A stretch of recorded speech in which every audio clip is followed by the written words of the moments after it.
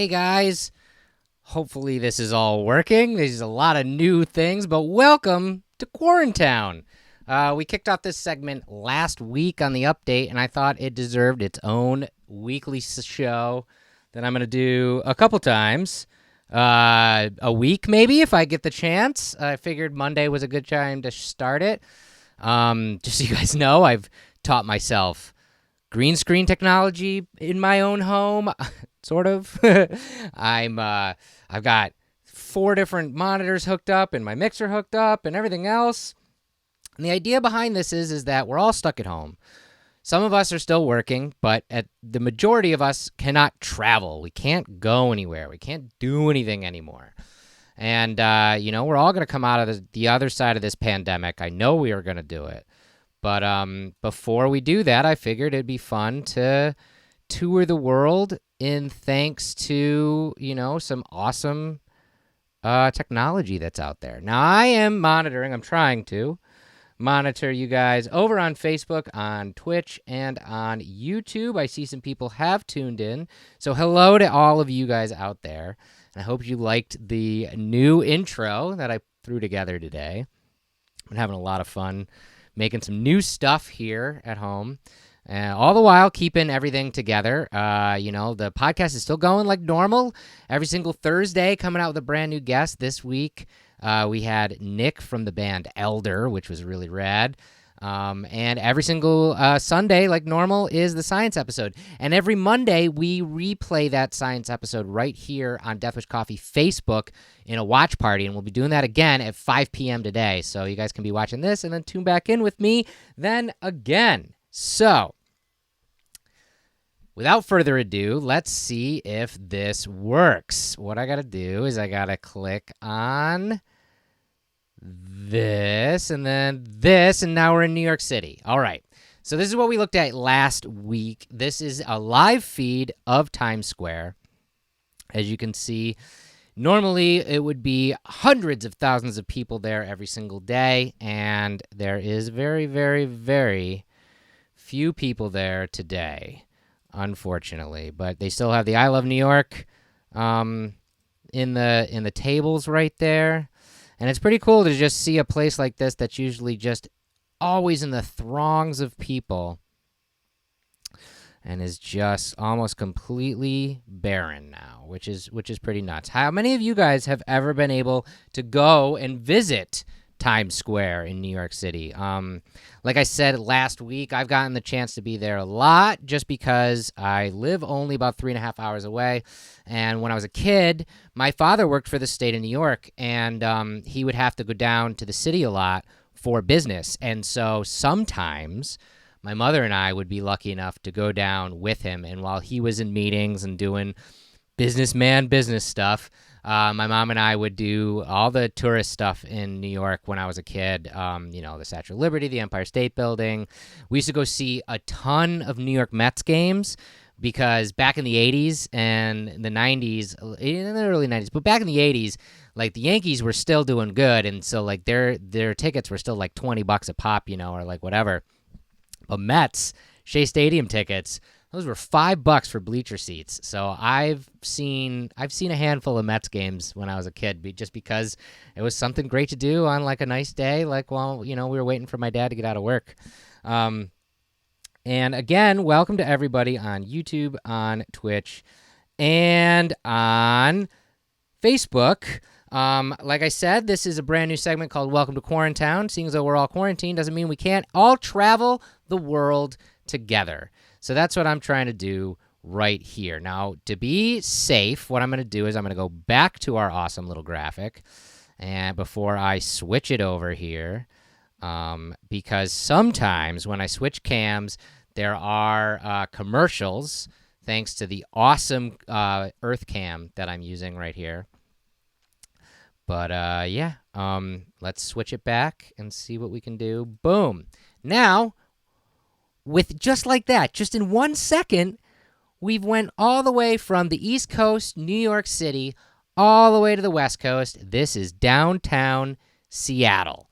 Now, I've only been to Seattle once. When I was a teenager, My parents and I vacationed there, and it was really, really cool. Got to do, again, all the touristy things.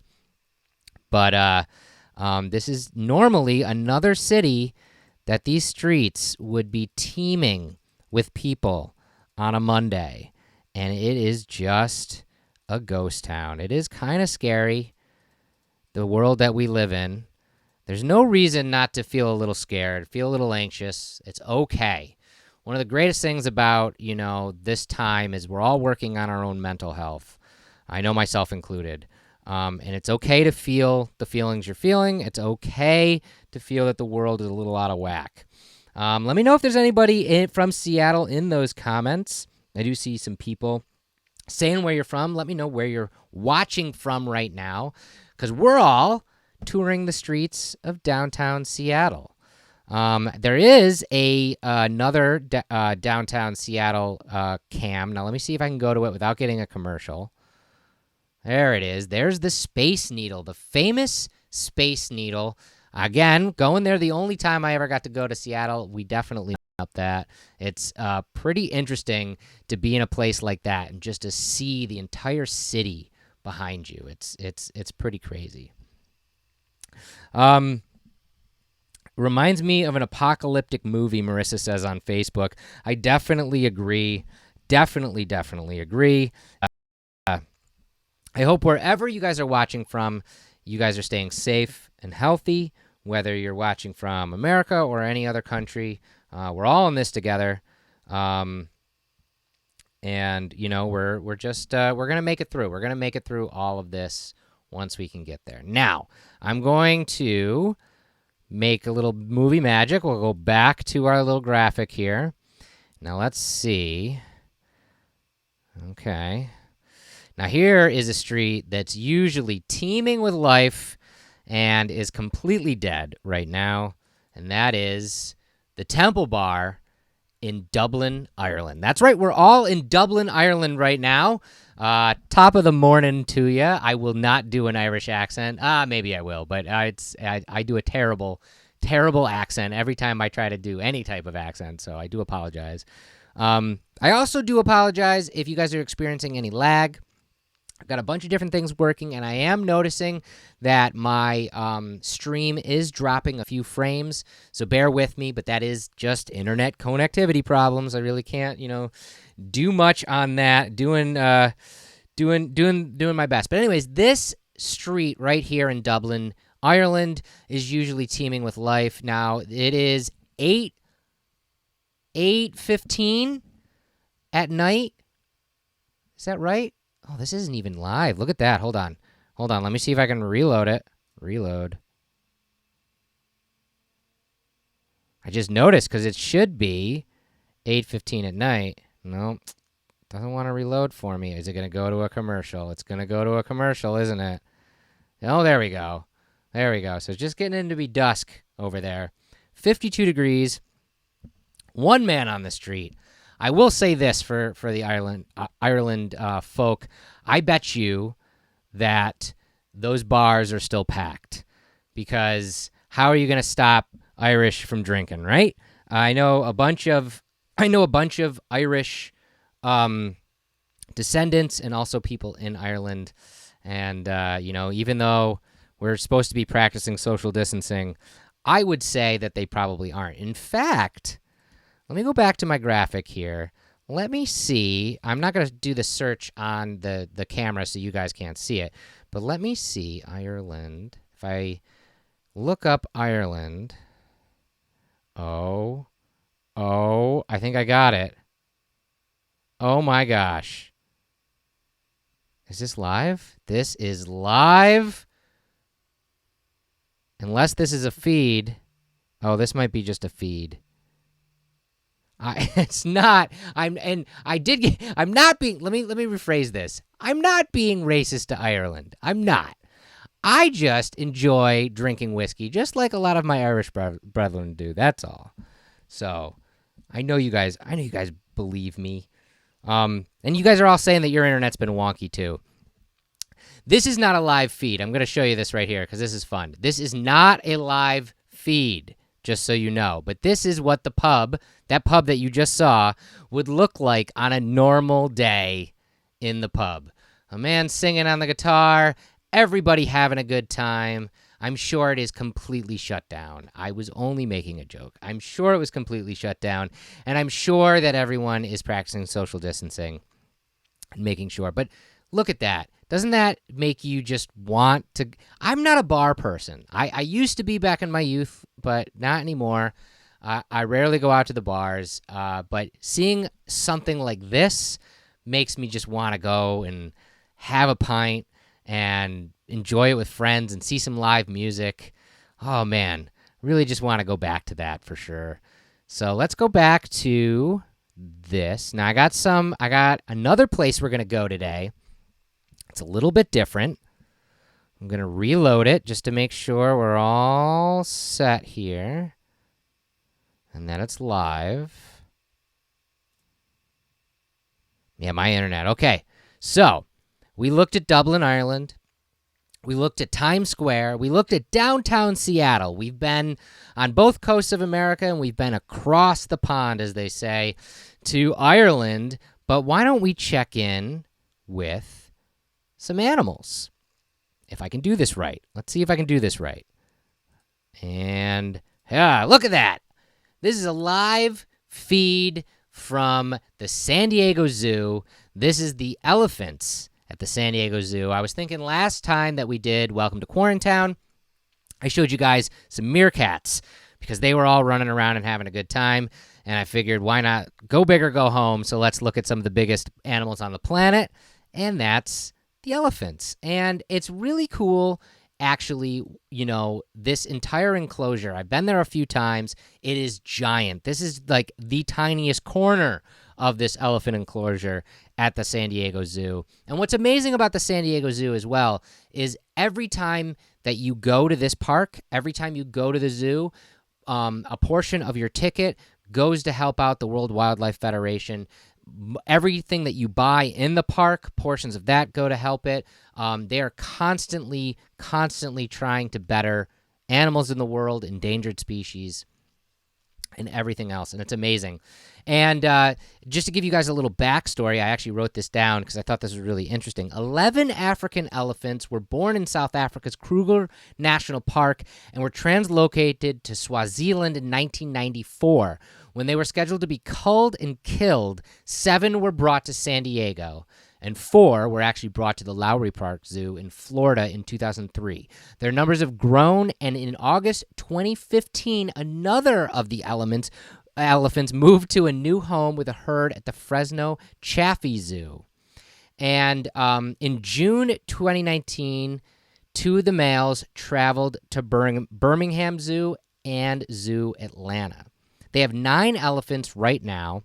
I can't tell you which elephants we're looking at, but we definitely see 3 big ones and 2 babies, which is pretty rad. But they have 9 different elephants at the San Diego Zoo, and elephants are just amazing. I don't know if you guys have ever gotten to see elephants live and in person. I've been to a couple different zoos, and I can never say enough good things about the San Diego Zoo. I understand all the arguments on zoos. I really do. Animals in cages are bad, and there's a lot of zoos out there that do not care for their animals, and, wildlife preserves are way better, and just preserving animals in wildlife is the best, obviously. But zoos do provide a way for people who would never be able to see something like an elephant or something, be able to see that. And San Diego's probably the best zoo on the planet, in my mind, because of the way that they take care of their animals, the money they put behind it, and the money that they put towards different charities that are helping animals out there as well. And it's just cool to all of us are now at the San Diego Zoo together watching these elephants. And I do see, oh, wow, I am actually seeing over on YouTube, Chad says that he rode an elephant in Texas at a circus. Chad, I always knew you were in the circus. Yeah, the baby elephants are pretty cute, I gotta say. They look like, they could be manageable at that size. But then when they get to be full-grown elephants, it's like, oh my gosh, those are giant. They're dinosaurs. They're not dinosaurs. they're mammals. I get it, but they're humongous creatures, and it's pretty cool to see them all live. Now, I wanted to try something kind of different on this live that we're doing, that we're touring the world. Oops, there's a black screen. There we go. So we're touring the world, right? We went and checked in at Times Square, looking at how very few people are there. We looked at downtown Seattle. We also went to Dublin, Ireland, and reminisced about sharing a pint with our favorite friends in a bar, because, of course, why wouldn't you want to do that? Especially now that we can't. And we got to look at some live elephant feeds. Well, I've been looking online, seeing a lot of blogs and a lot of stuff come up about how, we're all stuck at home, and there's ways that you can experience things at home, without ever having to leave your couch, basically. And I started looking at some of these things, and I might be doing some of these on future episodes. Like, one of them I thought was really fun is there are virtual rides that you can ride, like at Disney World and like Universal Studios and stuff like that. I thought that might be interesting to try out at one point. Maybe we'll do that on a future episode. But I also noticed that a lot of museums of the world are giving virtual tours.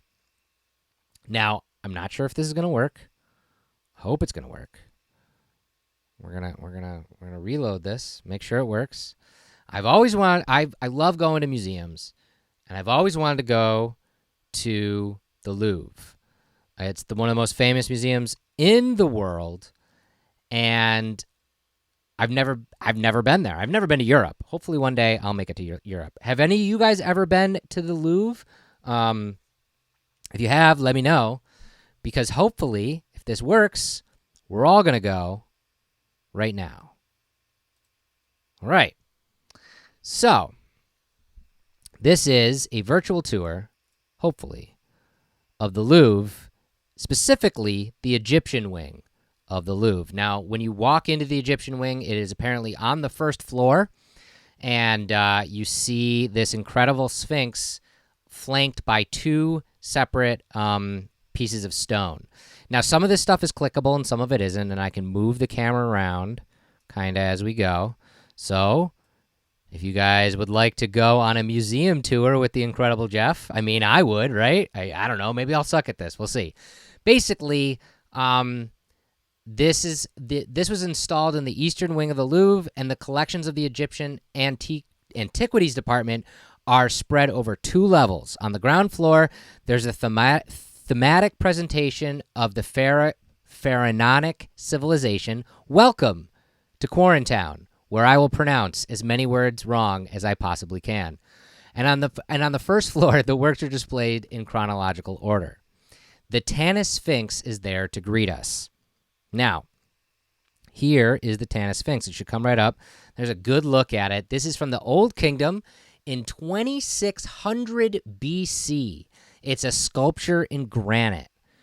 And it is, I'll give you the dimensions of it. It is about 1.8 meters high by 4.8 meters wide. Now, I'm going to say meters a lot because this is not America. I know if I click the more button. Oops. Nope, we're not going to do that. Sorry about that. All right. So, now what I got to do is I got to kind of go and jog up the steps a little bit. Now we're up the steps from where we were. And apparently this is what greets you at the top of the steps of the the Egyptian wing. Getting my bearings. Hopefully no one's getting seasick. I think I can go back out because I think we missed something. Yeah, so we were here.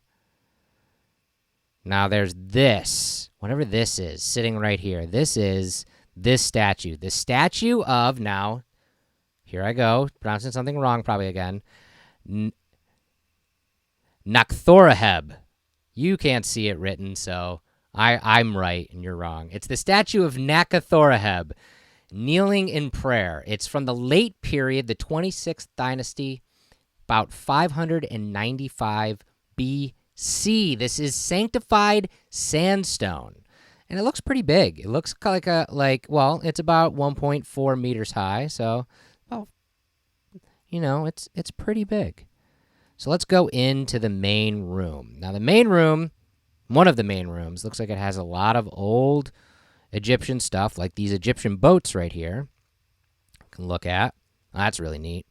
This is a model boat from the Middle Kingdom, 2000 BC. This is 4,000 years old, and it's painted wood. What boggles my mind about stuff like this is like, it's one thing to find like gold or iron or something, like from a really ancient time, because it takes so much longer to degrade. But this is painted wood, and look how beautiful that is. 4,000 years old. Man, I can't believe, stuff like that even exists in this day and age. What else can we look at in this room? How about in this glass case? What's this? This is the Spirit of the Nile floods from 664 BC, around the late period. This is fully in bronze, and it's only 12 centimeters high. So this is pretty tiny, but it's pretty neat. Someday, I'm going to make it to the Louvre myself. Okay, so we can go through that door, which takes us down the hall. Or we can go through this door, which takes us over there. Can we click on anything else in here? I don't think we can. Nope. It's a shame we can't click on everything. All right, so let's go through this door. Let's keep going down the way here. Ooh, now we're in a room with more stuff, more sculptures, like this guy. Who's this? This is a scribe seated, cross-legged, with a papyrus on his lap from the 5th dynasty between 2500 and 2350 BC. So this is 500 years earlier than that wooden boat. That is crazy. And that is on painted limestone. And we can look at whatever this is behind it, which is Imhotep, the Wise Defied. This is from the period of 332 to 330 BC. It's the sculpture in the round, and it's called greywacke, which is a gray, earthy rock. This was actually seized during the Revolution in 1793. And everybody remembers the name Imhotep because I think Brendan Fraser put that in our brains forever because of those mummy movies, right? I love those mummy movies. Hey, I love the idea, by the way. I did notice over on Facebook, Mark said that we should do a virtual tour of Death Wish. We just got a brand new office. I think you guys probably heard about this because we did it on the lives. Before all of this went down, we actually got almost one full day in the new office before the entire state got shut down. I love that idea. In fact, when we are back and we're all safe and we're all better from this pandemic and we're back in the offices, I will definitely do a full virtual tour. In fact, not only a virtual tour, I'll take you on a tour myself on a live, and we'll definitely do that. So, we can look at this case too. This is a cubit rod, or in parentheses it says rule of Maya. Maya was the treasurer of Tutankhamun. So this is from the reign of Tutankhamun. This is around 1300 BC, and it's carved wood. So this is basically a ruler.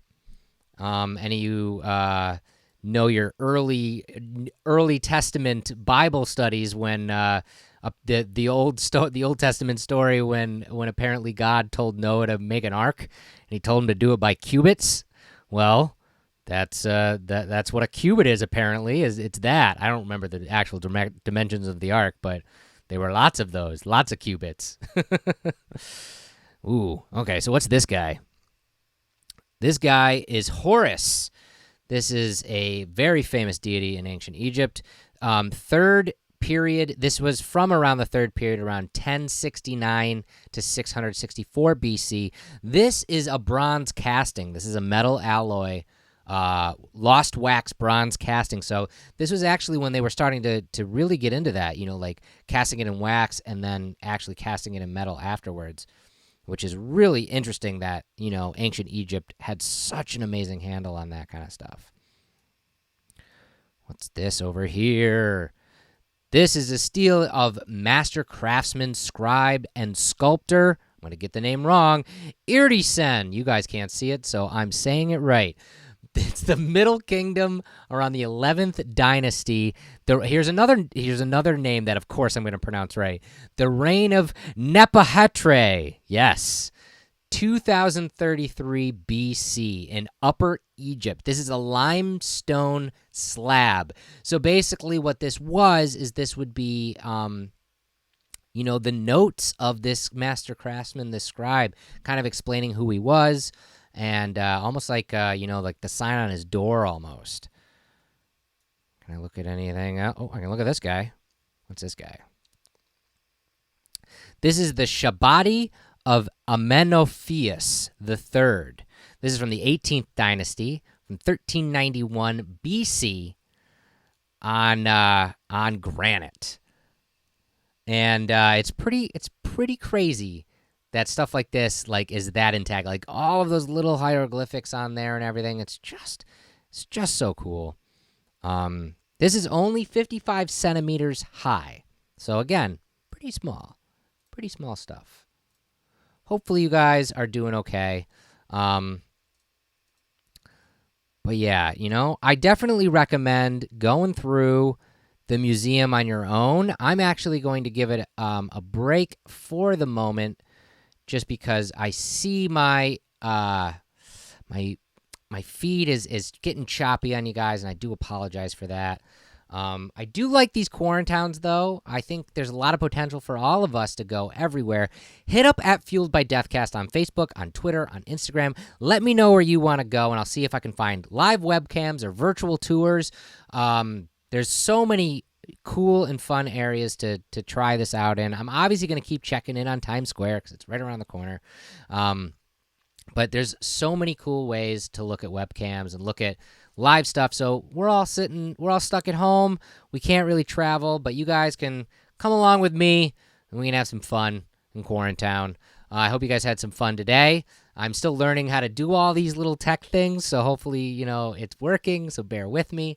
And don't forget, in just a few hours at around 5 p.m., there's going to be a watch party on Facebook for this week's science segment. The last 2 weeks ago, I started the Alien series, all about aliens, because, who doesn't love to talk about aliens? I do. And I've been researching them and learning so much new stuff. So part 3 came out yesterday, but we're going to do a watch party on Facebook at 5 p.m. Eastern Standard Time of the part 3, which is all about alien abduction. So you're not going to want to miss that. So thanks again for tuning in, guys, and hopefully I'll see you again soon. Bye, everybody.